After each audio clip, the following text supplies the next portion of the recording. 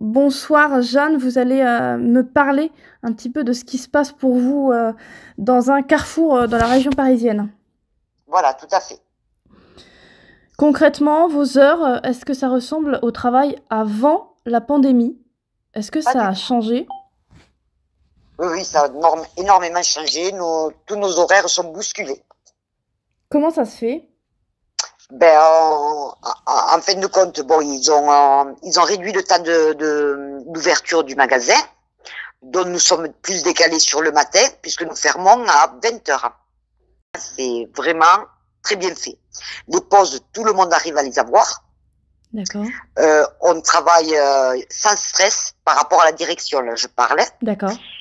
Je pense qu'après le rush du fameux lundi et la mise en confinement à partir du mardi midi, petit à petit, ils sont arrivés à mettre des choses en place qui nous ont facilité le travail. Voilà. D'accord. Alors aujourd'hui, mis à part le fait qu'on n'ait pas de masque, mis à part le fait des transports en commun, aujourd'hui, on nous a fourni des casquettes avec un plexi, donc il nous prend tout le visage. Et par contre, les gants, le gel, tout ça, on en a. Nos toilettes sont bien désinfectées tous les jours. Les poignées de porte, la machine à pointer, tout ça, il y a beaucoup de nettoyage. Hein. Après, le lundi, ça a été très, très difficile. Hein, mais très difficile. Hein, parce que nous avions 30 mètres de queue par caisse. Tous les clients étaient agglutinés les uns sur les autres. Ils respectaient aucune Aucune règle de sécurité? Aucune. Alors là, c'était aucune. Il y avait pas, personne n'avait de masque, de gants. Tout le monde touchait tout. Tout le monde. Enfin, ça a été la journée la plus pénible. Donc, on a eu un stress permanent pendant 8 heures. Pendant 8 heures en discontinu. Là, ça a été terrible. Les clients avaient peur, donc il se passait le stress les uns aux autres, ce qui faisait que ils nous donnaient le stress à nous. En plus, on ne pouvait pas travailler dans les rayons puisqu'on ne pouvait pas pénétrer dans les rayons. Hein. Et quand ça s'est arrêté, le soir, notre état psychologique était lamentable parce qu'on a tenu la journée. Mais quand ça s'est arrêté d'un coup, quand il a fallu rentrer chez nous, on était très oppressés tous. Hein. On n'avait plus de concentration. D'accord. Et on avait les jambes vraiment flagadas. C'est-à-dire qu'il fallait que ça s'arrête parce que là, on était au bout du bout. Nous avons eu droit aux insultes. Hein. Nous avons eu droit à se faire pousser. Enfin, on a eu droit à tout. Le comportement des clients a été exécrable. Exécrable. Donc on parle bien du lundi.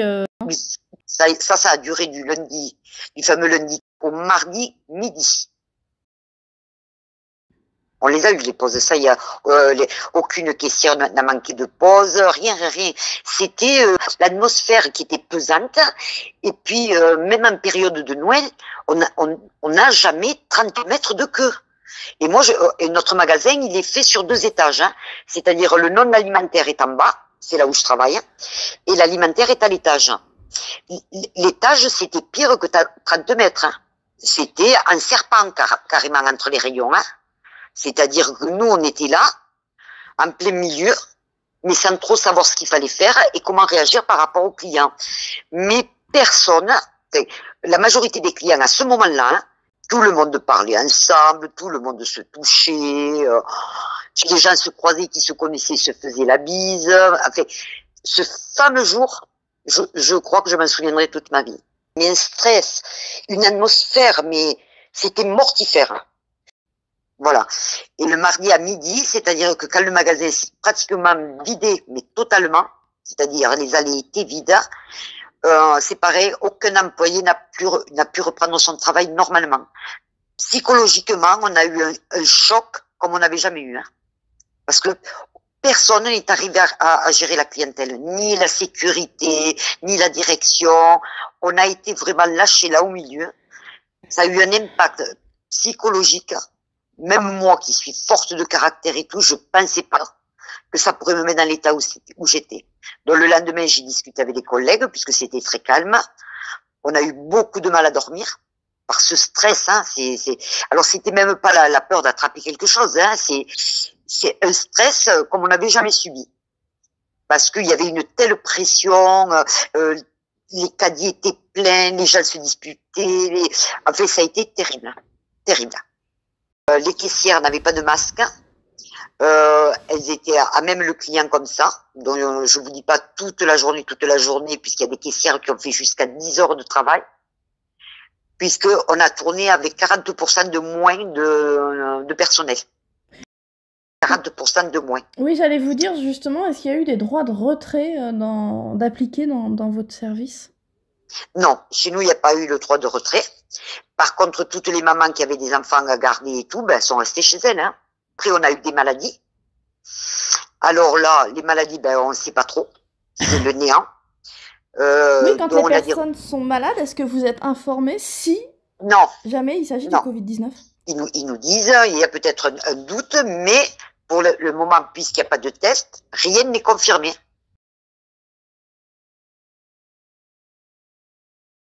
Le lundi, vous vous êtes senti un peu peut-être oppressé par cette foule, et que le mardi, d'un coup, effectivement... Ça s'arrête. Midi pile, ça s'arrête. Plus rien. Le vide. Plus rien. Le vide sidéral, les rayons... Alors, les rayons, plus rien dans les rayons. Chose que nous, on ne voit jamais, ça. Des rayons vides. Mais vides. Et le bruit, et puis personne dans les rayons. Mais nos grandes allées, toutes vides. Au niveau des caisses, il y a lundi, là, celui-là, 8 arrêts maladie d'un coup. Nous trouvons des gants jetés un peu partout. Nous trouvons des Kleenex dans tous les coins des rayons. Alors que quand même le magasin est bien achalangé en poubelle, mais les gens ne le font pas. Ils se promènent, ils passent 2 heures dans le magasin. Encore aujourd'hui? Oui, encore aujourd'hui. Il y a des gens qui s'assiedent sur les salons de jardin puisque c'est la pleine saison. Est-ce que vous avez la sensation que les clients qui viennent ont tous conscience, ou qu'il n'y a que certains qui ont conscience que ça peut être un virus dangereux? La majorité a conscience. Voilà, la majorité. Et puis, il y a ce petit quart de clients qui, franchement, ne prend pas conscience du tout à quoi lui-même s'expose et à quoi il nous expose à nous. Oui, voilà. Vous avez la sensation, finalement, que les clients qui viennent trouvent que la situation est quasiment normale? Voilà, tout à fait. Aujourd'hui, c'était flagrant aujourd'hui. Nous avons eu beaucoup de monde et je trouve que c'était vraiment la dilettante. Voilà, moi je sais plus comment on pourrait faire pour que les gens comprennent. Quelques-uns de nous, si ce n'est pas tous, on va être touchés. Hein. On est lucide sur ça. On est très très lucide sur ça. Quoi. Vous avez conscience que quelque part vous êtes en première ligne? Oui, en première ligne. Vous y avez été totalement confronté et vous en avez peut-être pris plus facilement conscience parce que à ce moment-là, vous avez eu ce boom, c'est-à-dire qu'il y a eu énormément de monde d'un coup. Et puis après, ce vide total. Est-ce que vous avez justement aussi conscience que l'équilibre, en fait, il tient également sur vous, parce qu'on parle du personnel soignant, on parle des sapeurs-pompiers, ce qui est tout à fait vrai, qui sont en première ligne pour les soins, pour sauver des vies. Aujourd'hui, on parle également énormément des gens de la Poste qui étaient encore, il n'y a pas très longtemps, très souvent sur le terrain. On parle évidemment justement des hôtesses de caisse, donc des caissières, des gens dans les supermarchés qui travaillent tous les jours, des gens qui travaillent également pour l'entretien, des éboueurs. On parle de tout cet équilibre, peut-être qui est mis en lumière un peu plus qu'il ne l'a été auparavant par cette crise. Est-ce que vous avez la sensation justement que les gens prennent conscience que sans vous, il y a beaucoup de choses qui s'écroulent? Donc, puisque moi, je n'ai manqué aucun jour, hein, j'ai été présente tous les jours. Dans la masse de gens que je vois, puisque moi, je fais de la vente directe, hein, j'ai eu 3 remerciements. D'accord. Ni un de plus, ni un de moins. 3, je les ai comptés. Voilà, la triste réalité. Après, moi, j'ai ma fille qui m'a supplié de me mettre en arrêt maladie dès le début. Moi, je lui ai répondu comme mes collègues, hein, comme mes collègues, on n'y va pas pour l'argent, hein, on gagne le SMIC, hein, faut le savoir, hein. Oui. Et à ce moment-là, il y avait même pas les 1000 euros de prime, hein.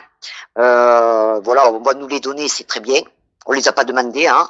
On va nous les donner. Il y a des gens qui nous disent qu'on vend notre âme au diable pour 1000 euros, mais c'est pas du tout ça. Au départ, on a travaillé avec nos petits salaires, hein, parce qu'on s'est rendu compte. Moi, je lui ai dit à ma fille, tu sais, Julie, si des gens comme moi ne vont pas travailler, ça va être une émeute, ça va être le chaos.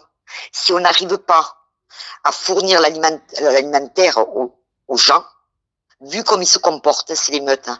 Donc je vais travailler pour toi, pour tous les gens que j'aime. Hein, je lui dis, je vais travailler pour que ton confinement, pour le confinement de tous les gens que j'aime, se passe bien. Et parce que c'est mon devoir. Voilà. Donc je lui dis, je vais essayer de faire attention à moi, mais je me vois pas rester à la maison. Voilà. Aujourd'hui, la situation est telle que le peu que je pourrais amener pour le bien de tous, je le ferai. Voilà. Et nous sommes dans mon magasin, dans le magasin où je suis, dans cet état d'esprit. Et c'est pas parce qu'on a peur de la direction, et c'est pas parce qu'on attend une prime, parce que nos vies, elles valent pas 1000 euros. Ça aussi, je voudrais que ce soit clair pour les gens qui nous jettent la pierre. Hein. Il faut qu'ils prennent conscience, tous ces gens, que si un seul maillon de la chaîne alimentaire casse et qu'on ne peut plus fournir, je crains le pire. Je vous le dis clair, net. J'ai vu comment les gens se sont battus pour le moindre paquet de pâtes, pour le moindre produit désinfectant. Ils se sont battus pour tout, en fin de compte. Ils se sont insultés pour tout. Ils nous ont insultés parce que les rayons étaient vides, en sachant que le personnel quand même arrive à 1h du matin, que les livraisons arrivent à 2h du matin, et qu'à 9h, quand c'est ouvert, les rayons sont pleins. Voilà. Voilà la triste réalité quand même. Hein. C'est impressionnant quand on vous écoute parce qu'on imagine la passion que vous avez pour votre métier. On imagine que finalement, vous êtes une femme qui fait ce métier non pas justement pour sa fiche de paye, son salaire, mais vraiment pour ce relationnel que vous avez avec l'autre, tout simplement. Et quand on entend ce que vous dites, hein, c'est simplement, finalement, je fais ça pour l'équilibre. C'est-à-dire que il ne faut pas que... Ce maillon, il est très, très, très fragile. Et si jamais il rompt, si jamais il rompt, c'est ce que vous nous expliquez, hein, si jamais il rompt, finalement, on va au-devant d'une vraie catastrophe. Une vraie catastrophe. Autant humanitaire que concrètement sociale. Pourquoi ? Parce que cette fracture, elle implique des individus qui n'ont pas forcément une conscience du respect de l'autre et peut-être aussi une conscience du sens de la consommation légitime, intelligente. Est-ce que c'est peut-être ça aussi que vous avez vu ? C'est-à-dire que vous avez vu des gens qui consommaient en bonne intelligence et d'un autre côté, vous avez vu des gens qui étaient capables de tout pour consommer dans tous les sens ? Voilà. Alors après, moi je vous le dis, hein, le fameux mardi, on est tous montés à l'étage voir, hein, parce que nous on a vu les dégâts en bas, et donc on a voulu voir quand même ce qui s'est passé en haut. Moi je suis montée avec mon collègue, hein, avec qui je travaille, c'est mon binôme, hein, on travaille tous les deux ensemble. Là. On était comme des zombies dans le rayon, les bras ballants, et on disait non mais là c'est pas possible. Alors que le personnel a essayé de remplir toute la journée. Donc ils sont rentrés dans la foule avec ce qu'ils avaient comme produit qui leur restait dans les réserves pour essayer de donner au maximum. Hein. Et quand j'ai vu l'état des rayons, mais les bras m'en sont tombés. Les bras m'en sont tombés. Alors qu'on a passé quand même des messages que le magasin serait... Il n'y avait pas de rupture, hein, que le magasin serait... On leur a bien expliqué, à 2h du matin, les camions arrivent, demain matin, les rayons seront de nouveau remplis, voilà. Alors, vous voulez que je vous raconte les anecdotes du drive aussi? Parce que celle-là aussi. Allez-y. Alors, le drive, hein, et c'est pas une minorité. Malheureusement, ce que je vais vous raconter là, c'est pas une minorité. Donc les gens passent commande, et donc il y a un positionnement de la voiture pour que les employés puissent se charger dans les meilleures conditions et tout. Alors les clients ne veulent pas sortir de leur voiture, ne veulent pas respecter la file. insultent le personnel, et là je le dis fermement, donc insultent mes collègues, hein, ne veulent pas baisser la vitre, parce qu'ils ont peur d'être contaminés, ils crient comme des hystériques, hein. C'est un truc de fou. Alors je tiens à dire que quand même, le personnel du Thrive, il est épuisé. Nous sommes obligés d'aller les remplacer parce qu'ils sont épuisés de tout ce qu'on peut leur dire. Donc ils veulent qu'on touche rien parce que sinon on va contaminer la voiture. On ne sait plus comment faire pour les satisfaire. Voilà. On ne sait plus comment faire pour les satisfaire. Alors, il y a des journées, c'est les 3/4 qui se comportent comme ça. Il y a des journées, ça va mieux, c'est 1/4. La fois d'après, c'est la moitié. Le jour où tout se passe bien, oh, je vois mes collègues, hein, oh là là, Jeanne, aujourd'hui, ça s'est bien passé. Oh là là, ça nous a reposé. Non mais, dans quel monde on vit? Dans quel monde on vit? Moi, je ne sais pas. Je ne sais pas. Nous, avec nos petits SMIC, on s'expose, hein, mais on s'expose bien pour eux. Et eux, ils font n'importe quoi. Ils n'ont pas ce sourire, ils n'ont pas cette amabilité. Et puis de temps en temps, on a des clients qui sont solaires, hein, qui nous remercient d'avoir des beaux rayons, qui aiment venir chez nous parce qu'il y a tout ce qu'ils cherchent. Hein, voilà. Et ça, c'est notre bouffée d'oxygène, ces gens-là. Hein. Sur les 3 mois, là, il risque pas d'y avoir de rupture, hein, d'après les informations que j'ai. Hein. Moi, je vous les donne comme j'ai, hein, parce que je me suis renseignée. Par exemple, nous, le personnel, nous sommes peut-être les gens qui avons le moins de stock à la maison. Imaginez-vous aujourd'hui que le métier de caissière ait disparu, qu'on ne soit que sur caisse automatique. Comment on aurait fait? En sachant que ces machines tombent en panne tout le temps. Comment on aurait fait pour faire passer tant de gens? Les gens, habituellement, dans des périodes normales, nous faisons partie des meubles. C'est-à-dire qu'ils ne nous voient pas. Aujourd'hui, j'espère qu'ils ont bien vu, ces caissières. Parce que les caissières, elles n'ont pas toutes le SMIC, hein, parce qu'elles ne sont pas toutes des temps complets. Hein. Faut le savoir, hein. C'est des temps partiels. C'est des mamans avec des enfants. Voilà, parce qu'ils nous ont aménagé des horaires à 7 heures. Mais nous, on a décidé que comme ces horaires, ils les avaient dédiés aux pompiers, aux infirmières, aux éboueurs, à tous les gens qui travaillent, hein, sur présentation de justificatifs. Donc, ils ont de 7 heures du matin à 9 heures moins le quart, le magasin pour eux. Donc, quand il est bien plein, dans le calme et la sérénité. Voilà. Et nous, on a décidé de leur laisser le rayon, le magasin, et de nous faire les appoils le soir, parce qu'on manque de rien, quoi.